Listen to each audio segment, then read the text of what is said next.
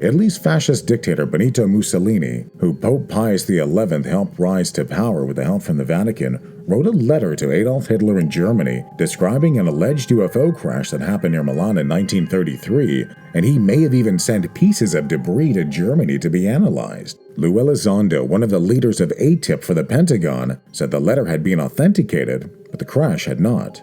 The crash was investigated by a special squad set up inside Italy's secret police, and it was headed by Guglielmo Marconi, the famous inventor.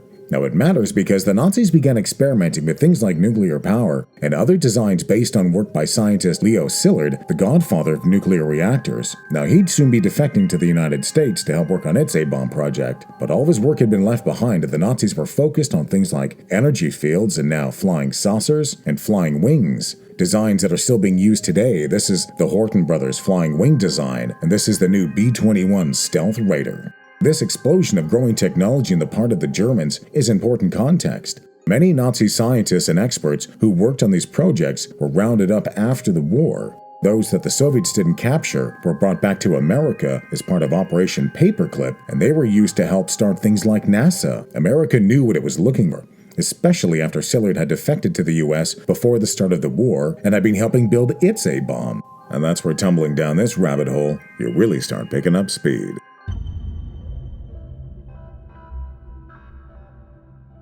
There are reports that British Prime Minister Sir Winston Churchill discussed classifying UFOs with future US President General Dwight Eisenhower, but the reports come from a third-party source decades after the war, and it can't be validated. There are no records of this event. So putting that aside, both men knew fighter pilots and bomber crews were reporting strange encounters in the skies over Europe, mostly things like glowing balls of light with incredible maneuverability, and that's where the term Foo Fighters came from. That was borrowed from a comic at the time. Now, it's worth noting, Churchill had his first public encounter with UFOs before the First World War at about 1912, so the phenomenon was not unknown to the politician and scholar by the time World War II came by. Even German Luftwaffe pilots after the war told stories about seeing similar objects, and they just assumed they were Allied craft until after the war, their counterparts, well, they said the same thing. They thought they may have been German. By the time the US Manhattan Project was building the first nuclear bomb at the end of the Second World War, the spike in UFOs was coming with it, and it was starting with a big crash. Just not the one you're thinking of in Roswell.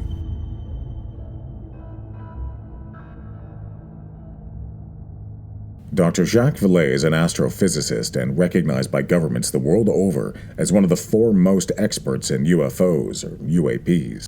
In his book Trinity, The Best Kept Secret, he talks about an alleged UFO crash in Trinity, New Mexico, where the assembly and testing of the first nuclear bomb was taking place. Now, he reports an avocado-shaped craft had smashed into the radio control tower for the air base that was inside the White Sands military installation, and then it crashed into the ground on a cattle ranch nearby. 2 children tending to their family's cattle herd saw the crash and then rode to the site, and they reported seeing 3 small human-like beings that had survived. But by the time the authorities had arrived a couple of days later, the beings were long gone, but the craft was not, and it was taken away. As Vallée points out, it is a curious coincidence that only weeks after the first nuclear bomb was tested nearby, a UFO then arrives and knocks out the military installation's communications tower, making the incident impossible to miss. Vallée speculated that the UFO may have been crashed on purpose, perhaps something like throwing a bicycle into a primate's cage at a zoo. Eventually, they may learn how to ride it. 2 years later, Roswell happens. Same region, another crash, more entities, except these bodies, even a purported live one, are taken to what is now the present-day Wright-Patterson Air Force Base near Cincinnati, Ohio. All of this happening under the watch and direction of future U.S. President General Dwight Eisenhower, who was Chief of Staff of U.S. Armed Forces until 1948, 1 year after Roswell. And word about UFOs was on the minds of government officials everywhere, like this 1949 memo from the temporary government of Bavaria to watch out for UFOs. This was an open secret governments were talking about.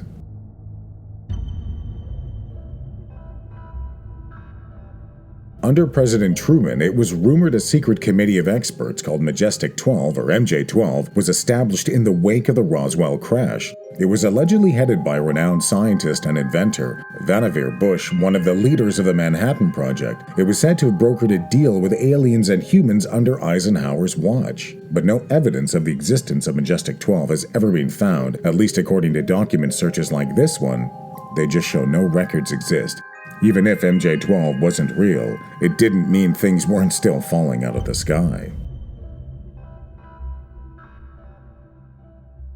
This is allegedly a declassified 6-page memo written by Albert Einstein and Robert Oppenheimer, one of the architects of the atom bomb. The 1947 memo outlines core principles for humans interacting in cooperation peacefully with aliens.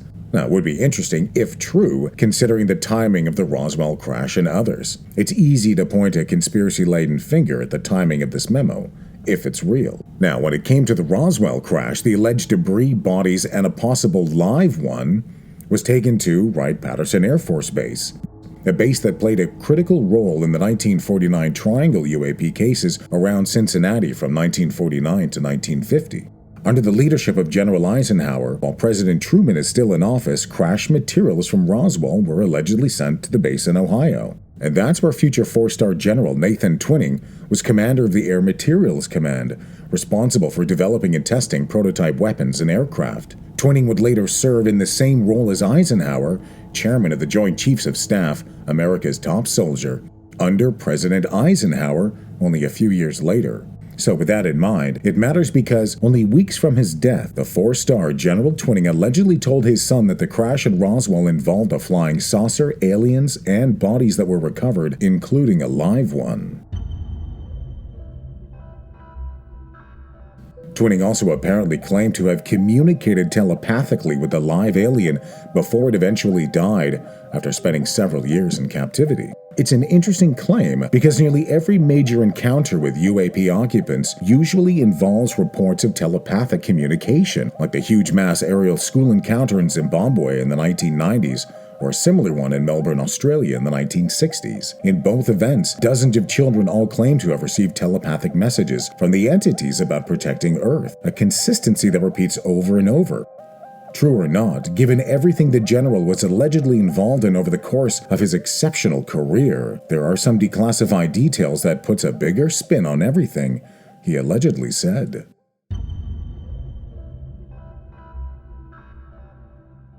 This is a declassified 6-page letter, the infamous Twining Memo, that was sent in 1947 by a then Lieutenant General Twining while he was stationed at Wright-Patterson Air Force Base, and he sent it to the commanding general of the armed forces, Brigadier General George Shulgin. The letter outlined in detail Twining's growing concerns regarding UFOs. He was particularly concerned with their unknown methods of operation, origin, or means of defense that the U.S. could muster. These are the exact same statements that Lou Elizondo and others have made about today's current UAP issue. Given his alleged confession in the context of what we know he expressed to his superiors as far back as 1947, it seems the growing smoke is starting to give the heat of a growing fire. Now, given the flurry of UFO activities from the 1940s into the early 1950s, it was at that point that General Eisenhower rolled his wartime celebrity straight down Pennsylvania Avenue, and his knowledge of UFOs came with it. The decade saw an explosion of UFO sightings. Even groups like the famed Megaton Blasters Bomber Squadron, now they transported, tested, and dropped nuclear weapons for the U.S. military, while they reported constant encounters with strange craft and balls of light, especially when transporting fissile materials around during its operation from 1949 to 1961. But one of the most compelling incidents in the 1950s, apart from things like the UFO swarms over Washington, D.C. in the final months of the Truman administration, it involved future Mercury astronaut Gordon Cooper, who says he filmed the landing of a UFO at Edwards Air Force Base in California back in 1957. Saucer shape, double lenticular shape, metallic. And they went out, picked up their cameras and moved on out toward him filming. And he lifted off, put the gear back in the well, and climbed out at a very high rate of speed and disappeared.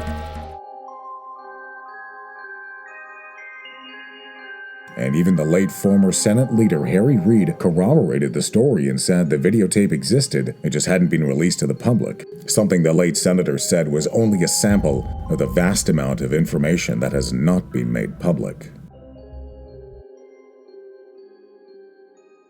Now, between the roundup of Nazi scientists after the end of the Second World War and the alleged recovery of crashed materials, the U.S. military-industrial complex and its vast network of growing private contractors exploded with power and control in that post-war economic boom. Suddenly, lasers, fiber optics, carbon fiber, new metal alloys, transistors, and even bigger experiments with energy fields and the brain was thrust upon the public seemingly overnight. It was a technological revolution that came on with a switch, the equivalent of turning on a light in a room that had only known darkness. But the immense power and control it gave contractors was something that Eisenhower realized was never in the grasp of elected officials, and certainly not in the hands of people that put them there. We have been compelled to create a permanent armaments industry of vast proportions. Our military organization today bears little relation to that known of any of my predecessors in peacetime, or indeed by the fighting men of World War II in the councils of government. We must guard against the acquisition of unwarranted influence, whether sought or unsought, by the military-industrial complex. The potential for the disastrous rise of misplaced power exists and will persist. His warning during the final days in office would go unheeded, leading to trillions of dollars in defense spending that has gone unaccounted for, even in the modern age. A good example would be the announcement of missing funds that came on September 10, 2001. According to some estimates, we cannot track $2.3 trillion in transactions. Less than 24 hours later, the world changed. Whatever hit the Pentagon smashed right into the offices that was doing the accounting, looking into that missing money. We must never let the weight of this combination endanger our liberties or democratic process. Only an alert and knowledgeable citizenry can compel the proper meshing of the huge industrial and military machinery of defense with our peaceful methods and goals, so that security and liberty may prosper together. In part 2, I'll pick up the story as the Kennedy administration transitions to President Johnson towards a new modern era of UFO encounters, presidential believers, and even bigger cover-ups. I'm Sean. Thanks for watching. If you enjoy the content, be sure to give it a thumbs up and don't forget to subscribe. I've got great new material coming all the time. If you want to find out more, there's some links below in the description. Another great video is coming up next.